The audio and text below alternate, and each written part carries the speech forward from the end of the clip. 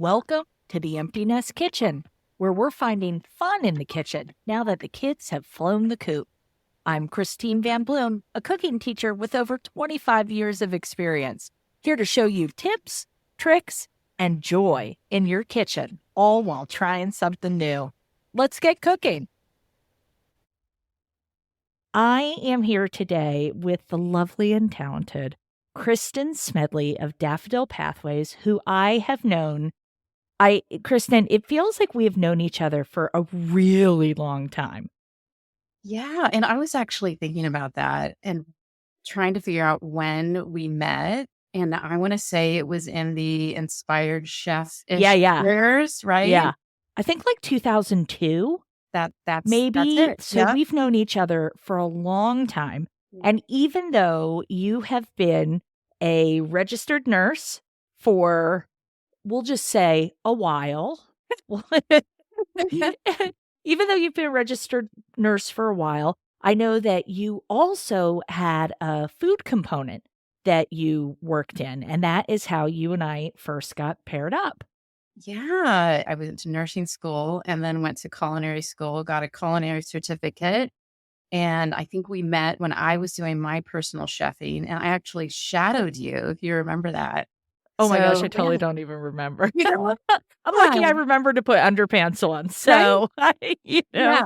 I just remember you hauling the pots and pans around on a like rolling cart. And I thought, oh my gosh, I don't know if I'm going to be able to do this. Yeah, I know. That's hardcore, Yeah. dragging those pots and pans around, Oh, right? why? Yes, for sure. It is. Yeah. It is. Yeah. And you had a lunch counter. You had a lunch restaurant I in did. downtown Frederick. Yes, Urban Dish. That was for a while. Urban Dish. Yeah, for Oh my 2.5 years. Loved that place. I was just talking to my kids the other day about it. They asked me if there's anything that I would go back and redo. And I said Urban Dish. It was just fun. It was probably one of the hardest jobs physically that I've ever done. Yeah.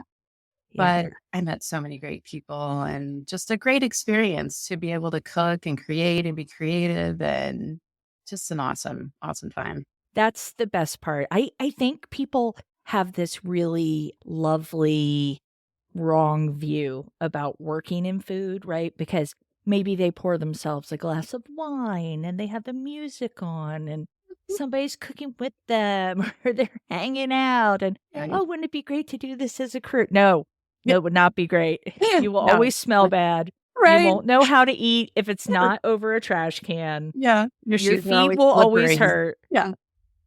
Yeah. Your hair will smell like barbecue. Oh my gosh. Yeah. Smells out ever. But you have moved on. And, one of the things that's really important to me with the whole empty nest kitchen thing is that I'm talking to empty nesters and you have 4 kids. I have 4 kids. Yes. You do. And they're moving on up. Yes. All of my kids are out of the house. My youngest is now a sophomore in college. Oh my gosh. So yeah, I'm an empty nester.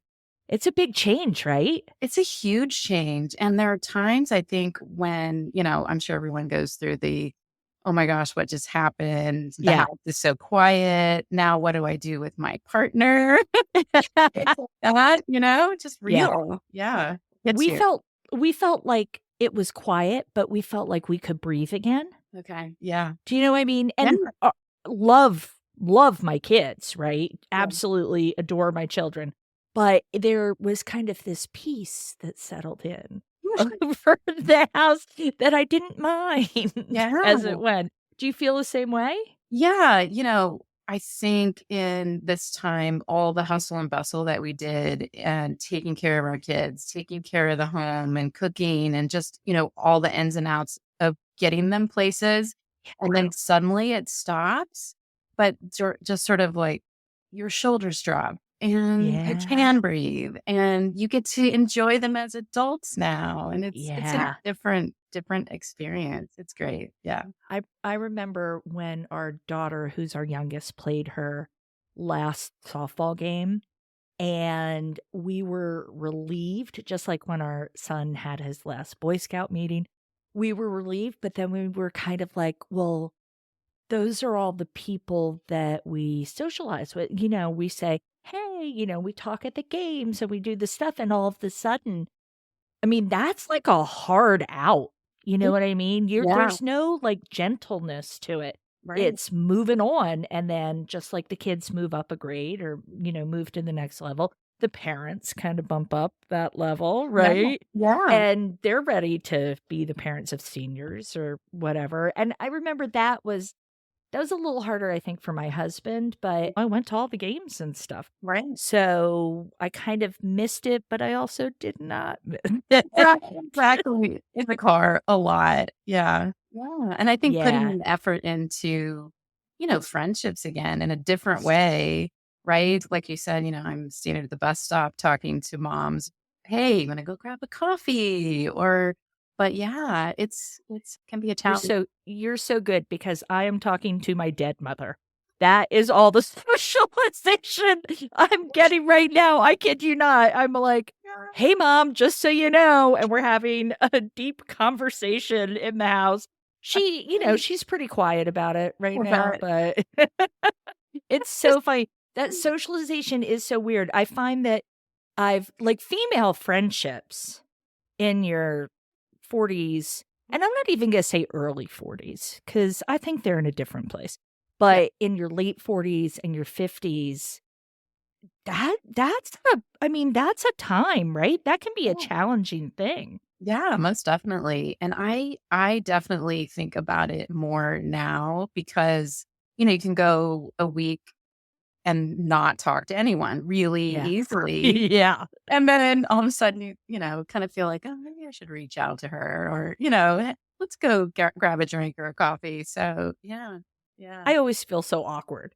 Like I'm the kid in the back, corner, picking my nose with my underpants around my shoulders that I just, I'm like so awkward around people because I'm loving being in my house. I'm Oh, loving it. really? I Yeah. I am. I didn't think I would, but I am. But listen, we could talk all day Yeah. because we've talked about this stuff like 2 decades ago. Right. But I wanted to talk to you because you're doing something that I think is super, super cool. And this is actually why I wanted you to come on because you have a new business called Daffodil Pathways. And can I just say, that sounds like the loveliest, like spring, wonderful sort of thing. Tell me what it is you're doing.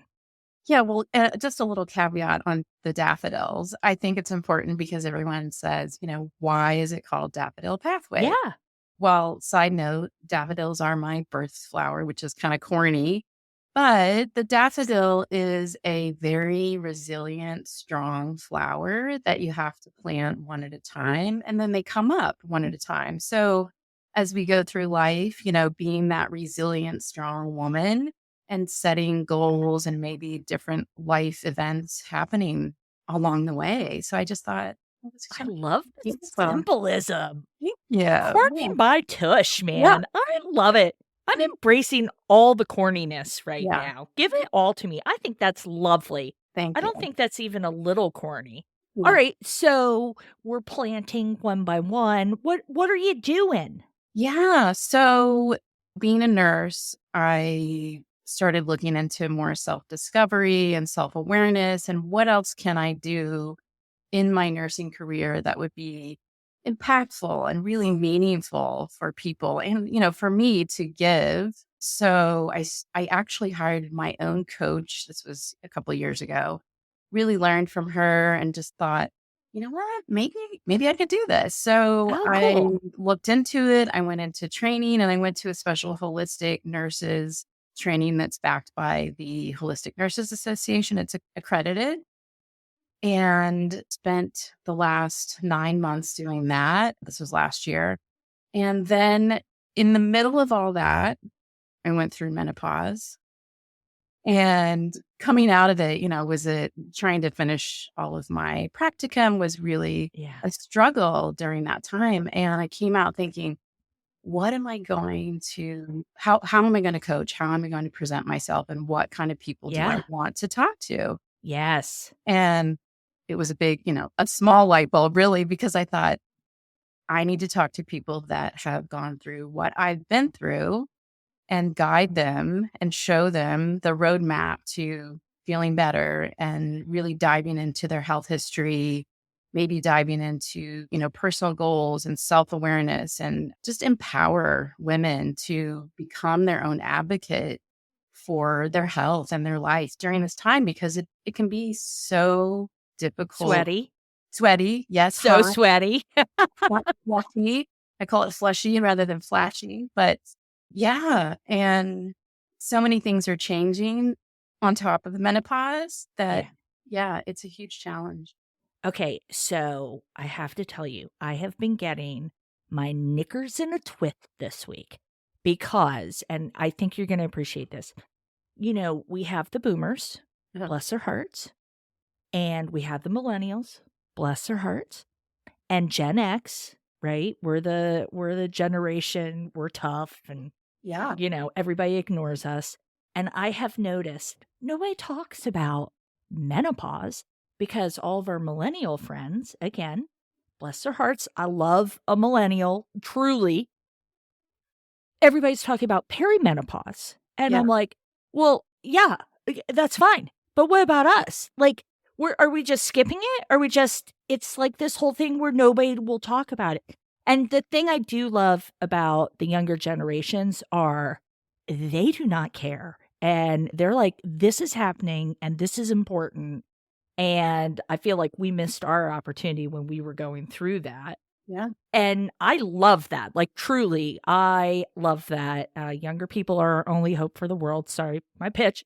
But I love that you're actually addressing the whole menopause thing, because my husband's a good guy, but I can see him just kind of blank space it when, other than my 7 p.m. hot flash that I get every night when I like strip it off, whatever I've got on. Right. And he knows it's coming, but he just kind of gets this blank look on his face because they can't understand what you're going through. Yeah. Yeah. And I, recently have thought it would be really great to have a course for men or for couples to really educate the men. Yeah.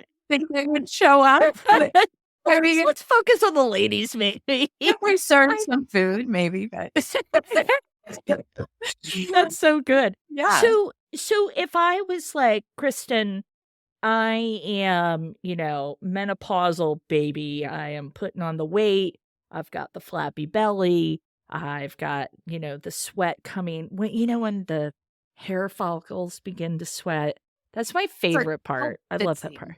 It's called spitzing. Yeah. I get it like the nape of my neck is where it goes. Right I've walked around in a bra. Like when no one's here, I'm like, screw it. And I'm just in the bra all the time.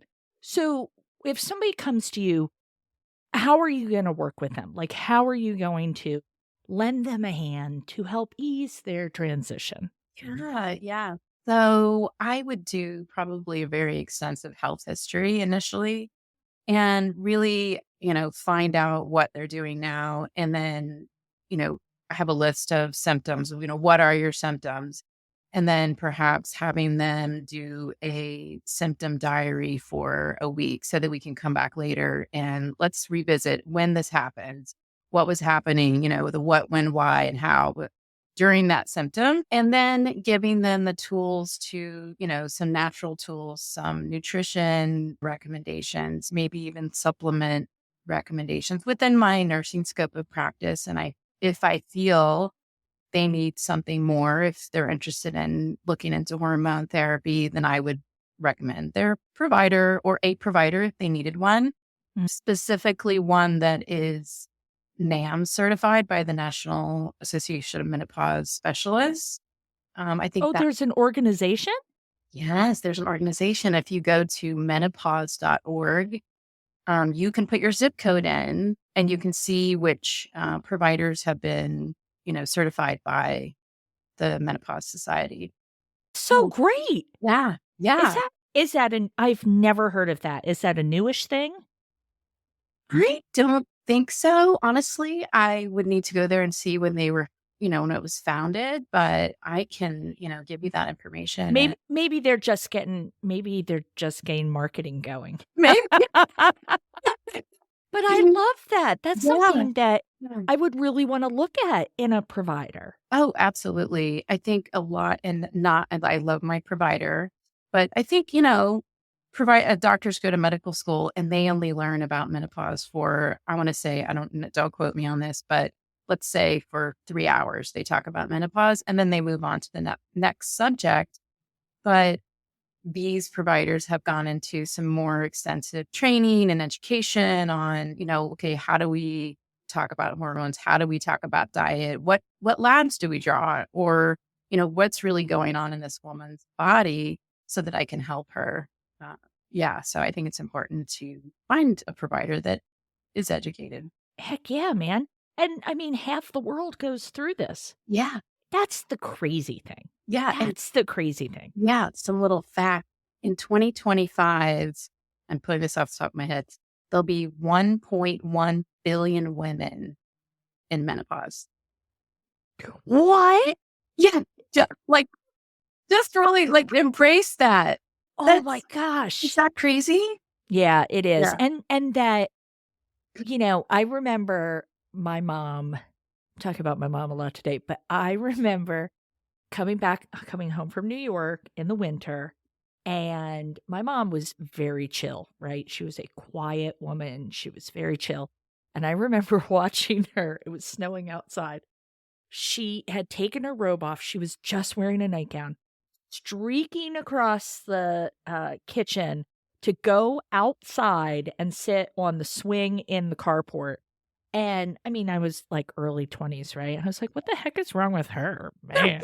And now I'm just like, oh, mom, I feel you. I feel Yeah. you now. It's crazy to me that we have ignored this for so long. What made you what really made you want to do this? I was feeling horrible. I was feeling Yeah. horrible in a sense of, really mental health, and wondering to myself, not even thinking about menopause, but, am I depressed? Like, what is going on in my head? I'm so aware of this. And it is really concerning, I think, because the mental emotional impact of your estrogen declining Mm. has such an effect on your brain, brain fog and anxiety and all these things. And, the stress response gets all out of whack. So you just, it's scary. And I was a little bit scared. I was afraid. And so I went to my doctor and said, what is going on? And just kept asking questions, doing a lot of research. And even, being a clinical nurse, I had to do that same research. So there's people out there that I, I don't even know, they don't know the questions to ask, Yeah. So, but, on top of the clinical piece of coaching, there's, the whole emptiness, who am I now? What is my purpose now? 1-2 And punch. right. And Yeah. where am I going to go now in just what we talked about, like relationships and my job, or do I find a new career? So, really focusing on all of those things. And it's just a big bundle of cluster. Yeah. you know? Yeah. Yeah, it's kind of, I mean, of course everything's unfair, right?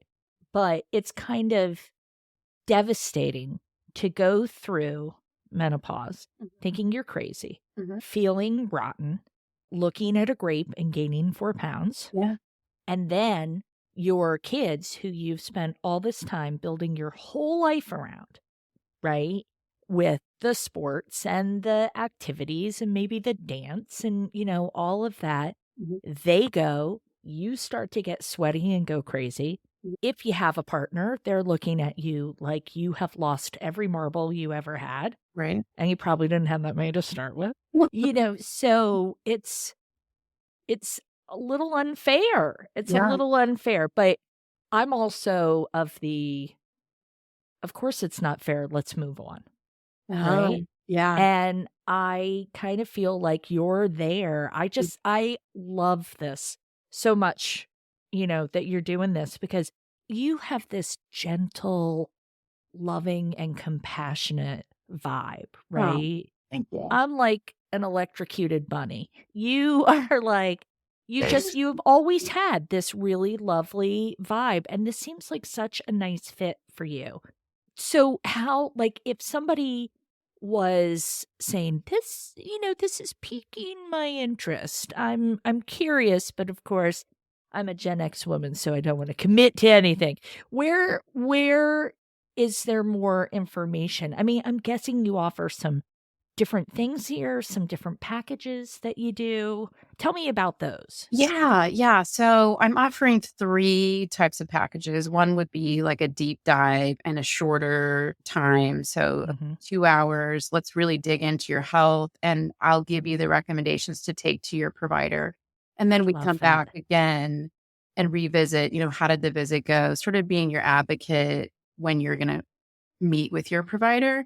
And then the second package would be a 3-month package that would include that deep dive and also really going into that, mental health, emotionally. Where are you? What's your purpose?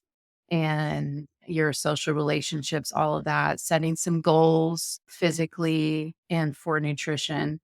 And then the third one would be a longer 6-month package that would be a hardcore look at probably nutrition. And I may refer out to Mm, nutrition because I'm not a nutritionist, but yeah. I have potential partnerships with a nutritionist that would be able to really look at your health conditions, your current diet, make those recommendations, and then come back to me and we can just really start setting the goals for your path forward. So yeah, I there's love that. yeah. Yeah. Really nice. And you're at daffodilpathways.com? I am at daffodilpathways.com. You can go there and subscribe to my email. So there Love is a it. subscribe button. What Uh, about social? so social, I am K Smeddy, Ksmeddy on Instagram. And I'm Kristin Hall Smedley on Facebook. You can email me on Instagram. There's an email link there. I have a link tree to go to subscribe to the email as well on Love it. Instagram. Yeah. Love it. All right. Now, I have to ask because I know that you are a cook at heart. All Yes. right. What are you cooking now? Oh my gosh. Recently I've been just trying to pack in the nutrients and I've been making a lot of, and you probably are aware of this, that I'm vegan and I all whole food, plant-based. Lots of stews, lots of veggies, kale, beans, throw some tofu in there, root vegetables, and just make a really nice hearty stew. Now that spring is coming, I'm really excited to find some great fresh vegetables soon. And I Yeah. usually make like a Buddha bowl over Yeah. rice, fresh veggies and roasted vegetables. So I try to keep it simple, but yeah. Well, I mean, vegan is a big thing. Yeah. Yeah. Vegan that's a big commitment, Yeah. right? It is. It is. And power to you, man. I love that. I really want to figure out more tofu. Mhm. I'm trying to cook. I just made these black bean and sweet potato tacos with Ooh, quick nice. pickled red onions. And I was like, ooh, these are so delicious. And Mhm. my husband's like, well, and I'm kind of like, well, I'm making it, You like recipe? so Yeah. it's here, Yeah. kind of Uh-huh. thing. But I love that. Tofu is I'm curious by it. Yeah. And one of my previous guests is a lifelong vegetarian. Oh, okay. She's never had meat. Yeah. And it's really fascinating because I dip a toe into pescatarian waters and Mhm. I'm definitely eating more vegetarian than I used to. Yeah. But, it's fascinating trying to learn new stuff, isn't it? Oh, yeah, and I'm always looking for new recipes, just to kinda change it up, but I tend to stick to the same things, but when Everyone does. I know, right? When I do change things up, I usually end up finding a baking, pie or cookie, a Yeah. new vegan cookie that I can make. So it's just, little side thing. Okay, and I have one more question for you because as a vegan, I think you can answer this for me. Do you ever use aquafaba which is the bean liquid from chickpeas. Yeah. Do you ever use that in your desserts? I do as an egg white substitute. Yeah. Okay. And Because I've never done it. Oh, tell me Really? more. Oh, no. And you know how, and now I don't know the name of the drink. You may know it. You have the egg white foam on top. Yeah, yeah. You can use aquafaba for that. Mix it with some sugar, put it in a shaker, and it makes I've really seen pretty that. egg white foam on top. Like I've seen sours, like a whiskey sour or, graduate college in the 80s. So amaretto sour all day, baby.